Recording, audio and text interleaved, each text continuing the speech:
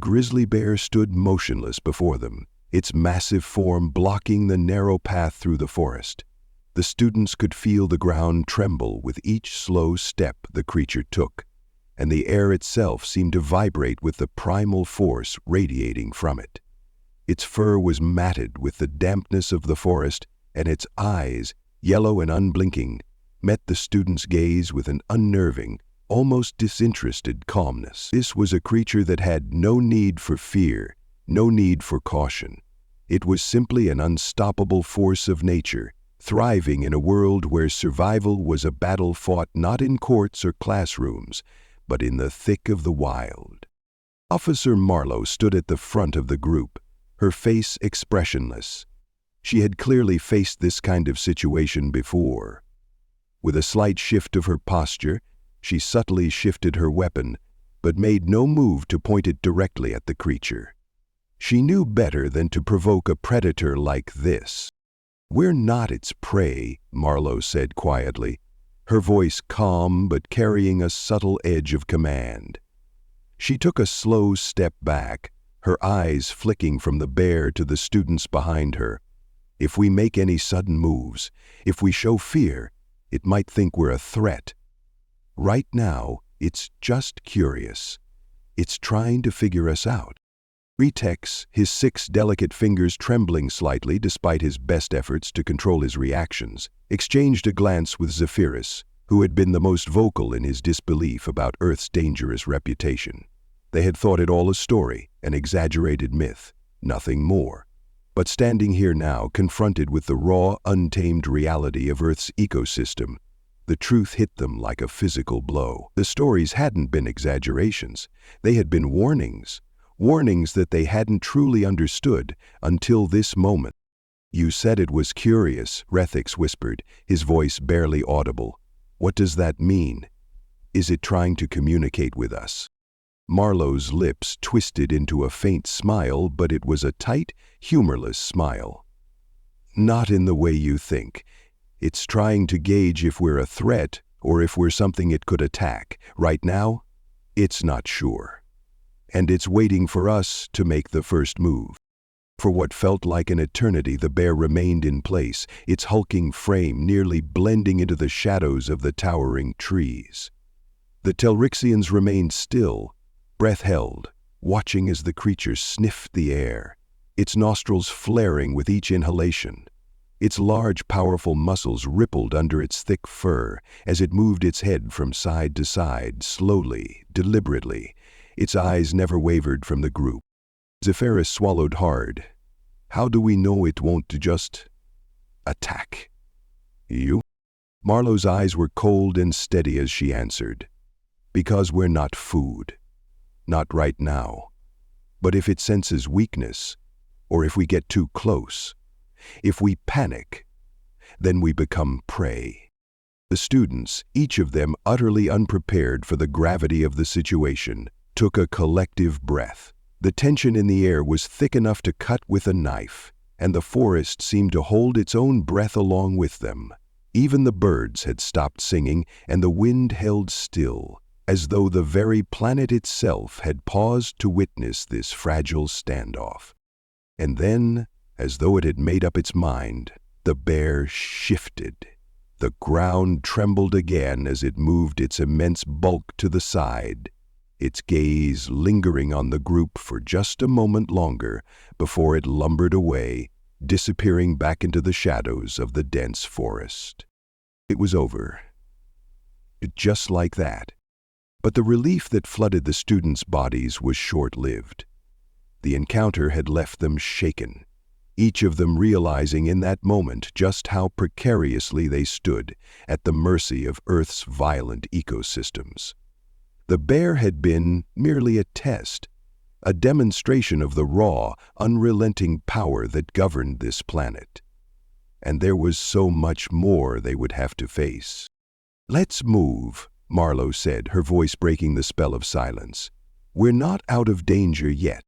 As they continued their journey through the dense woods, the students remained on edge, their senses heightened, their minds still reeling from the encounter with the bear. The forest seemed to close in around them, the shadows growing deeper, the silence almost suffocating. The birds had resumed their calls, but there was an edge to the sound now, a wariness that the students could feel in the pit of their stomachs.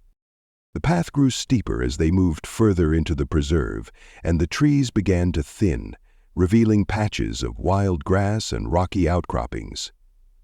The air had changed too, drier now, with a sharpness that made each breath feel slightly heavier.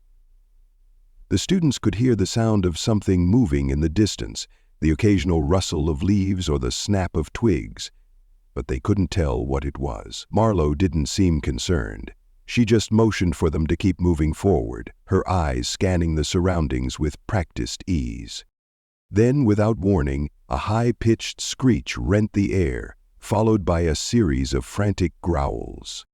Marlowe immediately dropped into a crouch, signaling the students to do the same. "Stay low," she whispered urgently. "Get behind cover." The students, suddenly acutely aware of the dangers around them, scrambled to follow her instructions, crouching down behind the nearest boulders and trees. The screeching continued, but this time it sounded different, more frantic, more desperate. Rex, his body trembling, peeked around the edge of the rock where he had taken cover, his eyes scanning the trees for the source of the noise. And then he saw it. A large, sleek creature with bright red feathers and a long, sharp beak was attacking a smaller animal, some sort of mammal, pinning it to the ground with frightening speed. The predator's claws flashed in the sunlight as it raked through the smaller creature's fur, tearing into its flesh with ruthless efficiency. It was the kind of attack that seemed almost clinical, like the predator had done this 1,000 times before. There was no hesitation, no fear, no mercy. Reeth X felt a cold shiver run down his spine as he watched the predator's eyes, sharp, calculating, and focused solely on its prey. The students had learned of Earth's predatory creatures in their studies, but no amount of reading or simulation had prepared them for the visceral reality of it. It was something entirely foreign to their way of thinking.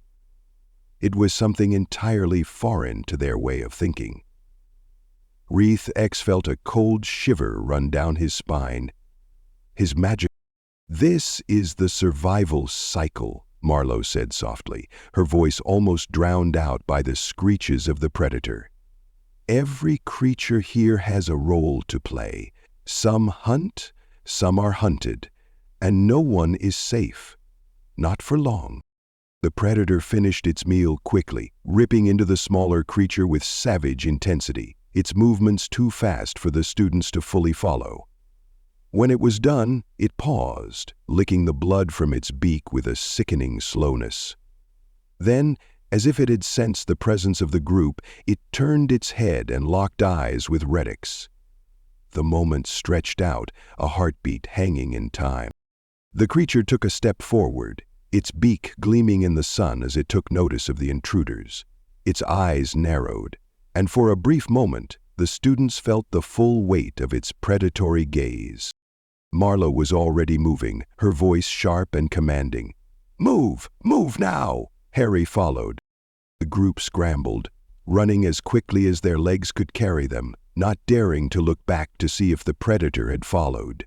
The forest seemed to close in on them, the air thick with the scent of blood and the adrenaline of fear.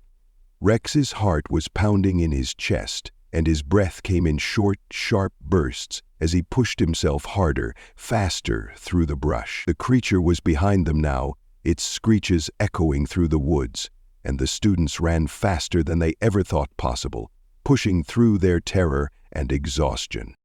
Eventually they burst out into a clearing, the trees breaking away to reveal a wide, sunlit meadow. The creature, thankfully, did not follow them into the open. They had made it. Barely. The students collapsed to the ground, their bodies trembling from the shock of the encounter. Marlowe, too, seemed to be catching her breath, though her composure remained largely intact. "That was too close," she said, wiping a bead of sweat from her forehead. "But you've seen it now. That's how Earth works. It's a world of predators and prey, and you are no different from anything else here. You have to be constantly aware. If you're not, you become food.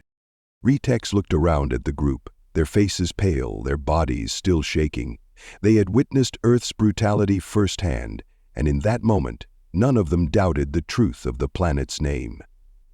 And remember this, Marlowe continued, her voice now quieter but just as firm. The only law here is survival, and no one is guaranteed to win. The students nodded in silent agreement. They had learned their lesson, the harsh, unforgiving truth of Earth's death world. And there was still so much more to discover. The sleek shuttle descended silently through Earth's upper atmosphere, its glossy blue exterior gleaming as it caught the faint glow of the distant sun.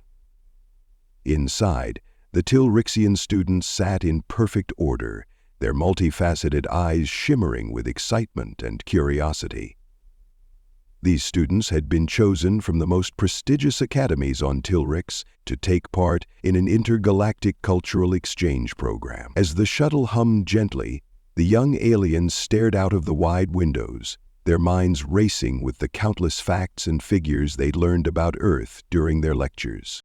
For centuries, Earth had been considered a death world, a designation given to any planet whose inhabitants lived in a state of constant survival against overwhelming odds.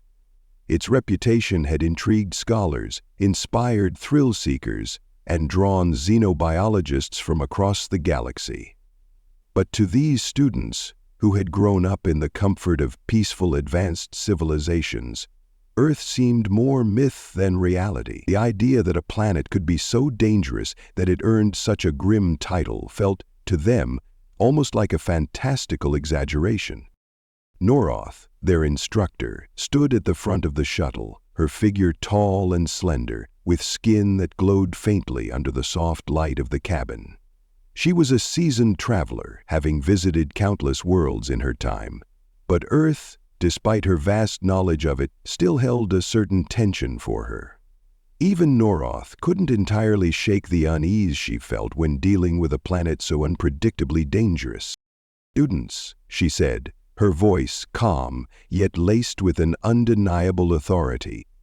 "In a few moments we will land on Earth. I want you to remember something important.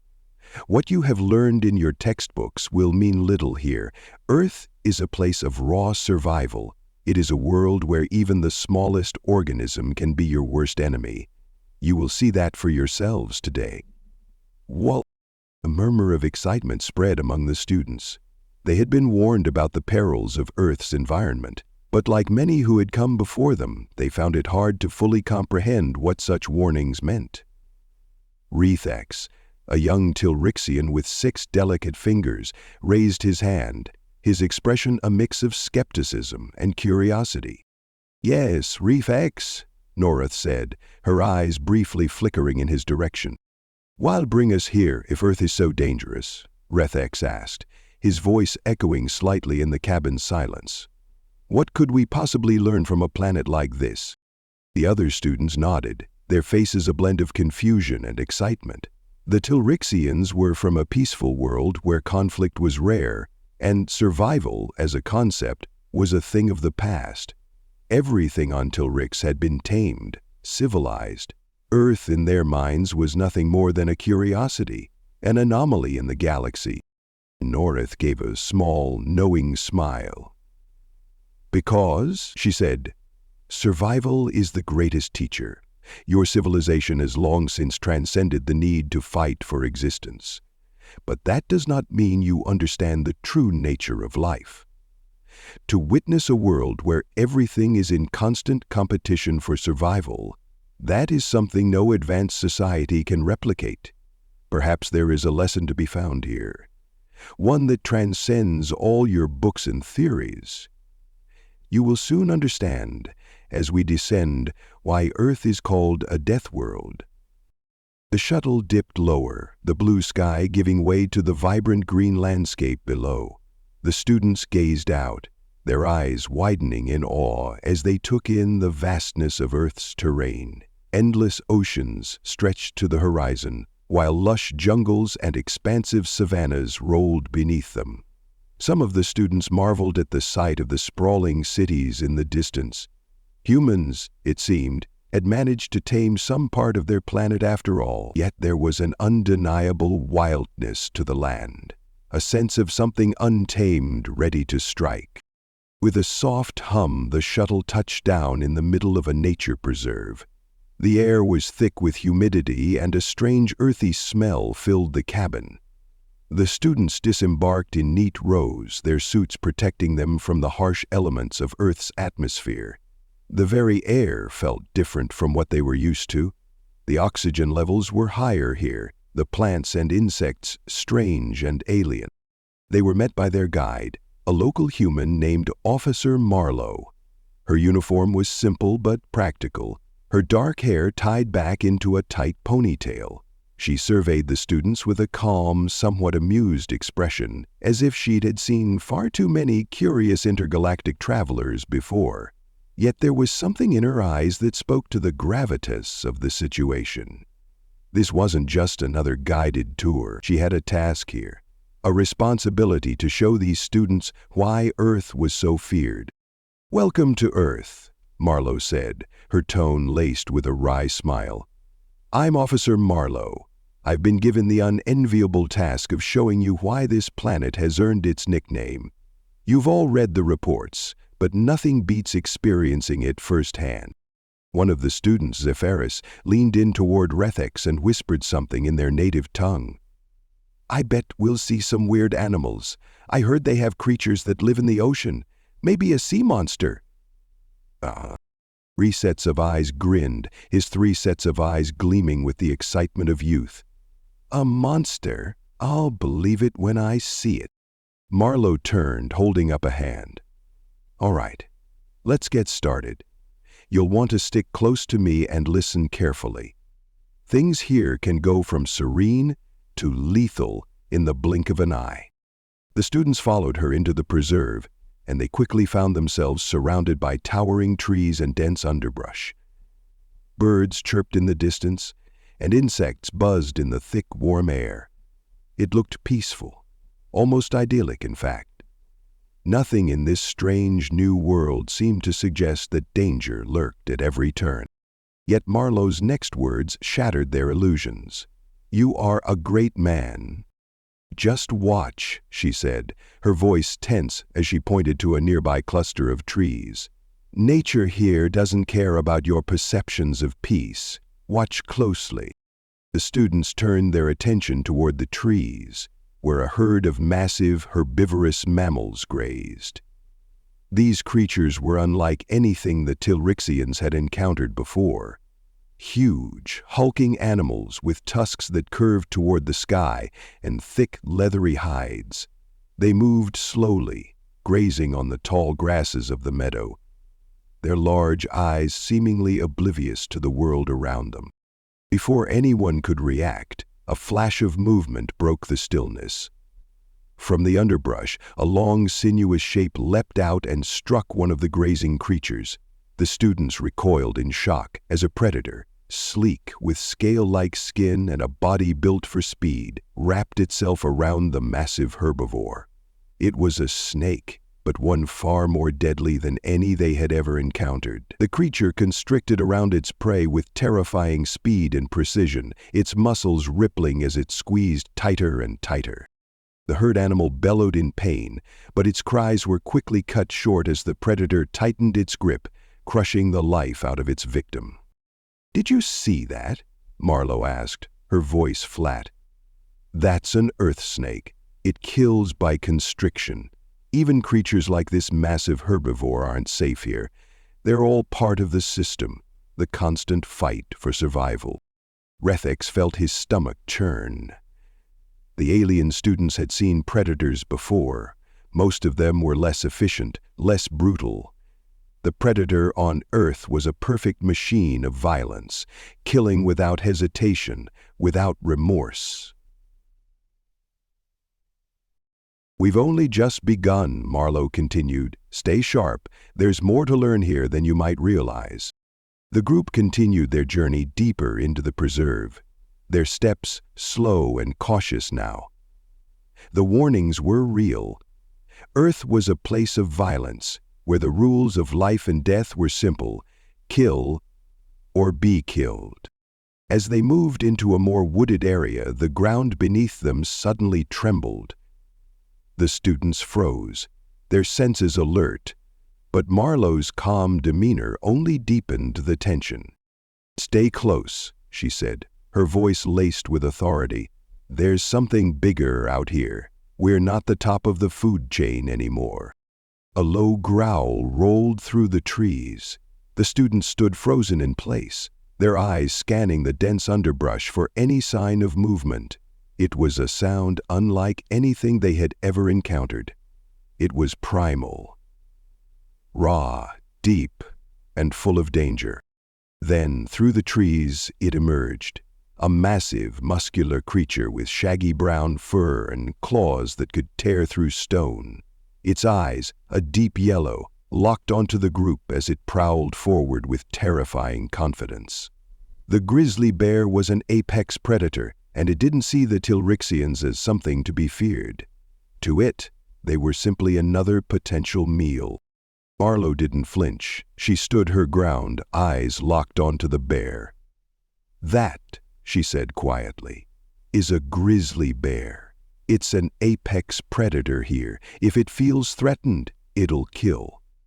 But we aren't its prey, not yet, and I intend to keep it that way."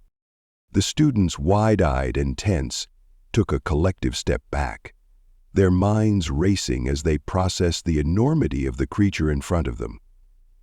It was beyond anything they had imagined, a force of nature that didn't need advanced technology or intelligence or even strategy to survive.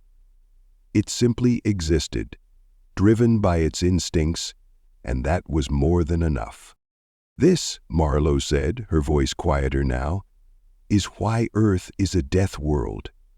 Every day, everything on this planet fights for its place in the world, and sometimes that fight isn't just for food, it's for life itself." The Tilrixians, who had been so sure of their own invulnerability, stood in stunned silence, unable to look away from the creature that loomed before them. This was no myth. This was real. This was Earth.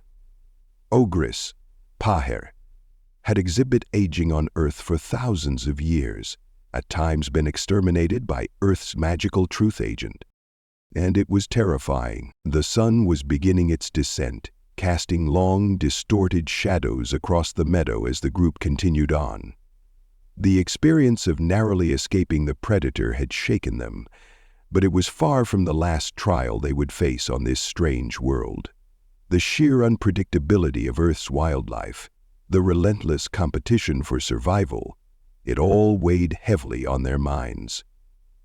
"Lilu insists that I take a leadership role, at least in observation." The students walked in silence, their eyes scanning the surrounding wilderness, every rustle of leaves and crack of a twig now charged with a sense of impending danger.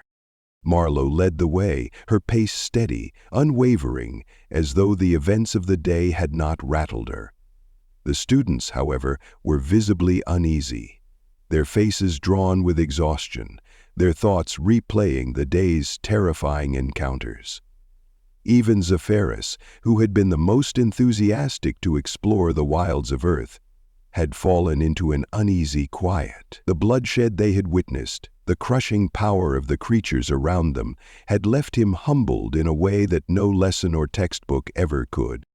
Retex, his mind still racing, couldn't help but wonder how such a world could exist, how life could thrive in a place so fraught with danger. He had always thought of survival as a concept that applied to less advanced societies. But here on Earth, it was the rule. It was the law of the land. There was no higher power, no external force protecting the creatures of this planet. Survival was a fight, and if you weren't strong enough, you didn't make it. The path they followed was narrow, winding through dense thickets and over rocky ground. With each step, the students' unease grew. They could hear the distant growls and calls of Earth's predators, but they had learned not to trust their senses. The sounds of the wilderness could be deceptive, deceptively safe, or deceptively dangerous. "Keep your eyes open," Marlowe called back, her voice cutting through the thick air. "We're heading toward an area where the local predators are known to hunt in packs. Stay alert, and if you see anything moving in the brush, don't hesitate to speak up." The group nodded, their steps growing quieter as they moved forward. There was something in the air, something that felt different from the forest they had just come from. The atmosphere was charged with an unspoken tension, and Refix could feel his pulse quicken. He wasn't sure if it was the environment itself, or the knowledge that something, anything, could happen at any moment. But his senses were heightened to a level he had never experienced. "We're nearing a clearing," Marlowe said, her voice low. "Stay close." As they emerged from the thick trees into the clearing, Refix couldn't help but admire the stark beauty of the landscape. The meadow was alive with the soft golden glow of the setting sun, and the grass swayed gently in the wind. It almost seemed peaceful here, in the open air. But Refix knew better than to let his guard down. Everything on Earth seemed peaceful. Until it wasn't. Suddenly, a rustling sound came from the far side of the meadow, followed by a series of low, guttural growls. The students froze, their breath catching in their throats. Marlowe immediately motioned for them to crouch behind the nearest rocks, her movements swift and purposeful. "Stay down," she whispered. "It's coming closer." His heart pounded in his chest as he crouched low, pressing his back to the cool stone. His mind raced, trying to assess the situation. What was coming? Was it another predator? Was it something larger than the bear they had encountered earlier? The beast came out of the darkness, hoping it was known. The growling grew louder, closer, and then, emerging from the trees at the edge of the clearing, a pack of creatures appeared. They were smaller than the bear, but they moved with an unnerving fluidity, their bodies sleek and powerful. Their fur was a patchwork of browns and blacks, their eyes gleaming with predatory intelligence. They were wolves, but not like any wolves the Tilrixians had ever seen. These creatures were larger, more muscular, their fangs gleaming white in the fading light. There were 5 of them in total, and as they emerged from the underbrush, their gaze immediately fixed on the group. Refix felt the hair on the back of his neck rise. The wolves' eyes weren't just cold. They were calculating. They weren't just hunting for food. They were hunting for weakness, for fear. "This is bad," Marlowe murmured, barely audible. "They've already caught our scent." The wolves stopped in their tracks, their bodies low to the ground, their eyes flicking from one student to the next. Rex could see the sharp, hungry gleam in their eyes. They were assessing, waiting for the right moment to strike. The Tilrixians were nothing more than prey, and in the cruel logic of Earth's ecosystem, that made them expendable. Satisfied that the 4 dragons had survived the clash with the Taurans, the wolves stopped in their path. The silence between them stretched on, each second growing heavier, the tension unbearable. The wolves didn't move, at least not yet. But Refix knew that could change in an instant. These creatures had no hesitation. They were predators, and they hunted in packs, relying on their intelligence and coordination to take down prey. "Listen closely." Marlowe's voice was a low whisper. "I'm going to move first. When I do, you all need to run. Don't look back. I'll try to draw them off, but if you hesitate for even a second, they'll be on you. Stay together." The students nodded, their faces pale, their hearts racing. This was it, the real test. They had come to Earth expecting an adventure, a chance to experience the wonders of a new world. What they had found instead was a nightmare of unrelenting, savage nature. The laws of this world were simple: fight or die. And now they would have to run. Reactionary vision animated the killer's face in the form of screams. Rethex's mind was a whirlwind of conflicting thoughts. They had learned about Earth's ecosystems in their classrooms, how creatures here were built for efficiency, for violence, for survival. But nothing had prepared him for the sheer weight of it. The wolves didn't care about who they were. They didn't care about the student civilization, their technology, or their alien origins. To them, the group was just another source of food, and if they didn't act quickly, they would become that food. Marlowe didn't wait for anyone to speak. With one swift motion, she stood and darted to the left, pulling the attention of the wolves. As soon as the pack's focus shifted, Rethex's instincts kicked in. He shot a glance at his companions, his heart pounding, and then, without thinking, he ran.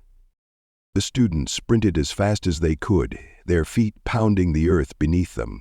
The sound of the wolves' growls filled the air, growing louder as the creatures began to pursue. Rethex could hear their powerful paws tearing through the grass behind him, their snarls echoing in his ears. He pushed himself harder, faster, every muscle screaming in protest. But the fear, the raw, primal fear, spurred him on. Ahead, Marlowe was leading the pack, weaving through the trees with remarkable speed. The wolves were fast, but the human was faster.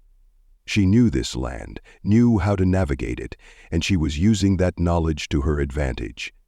Every few seconds, she would glance back to ensure the group was still following, but otherwise, she remained focused on the task at hand: surviving, outrunning, and outsmarting the pack.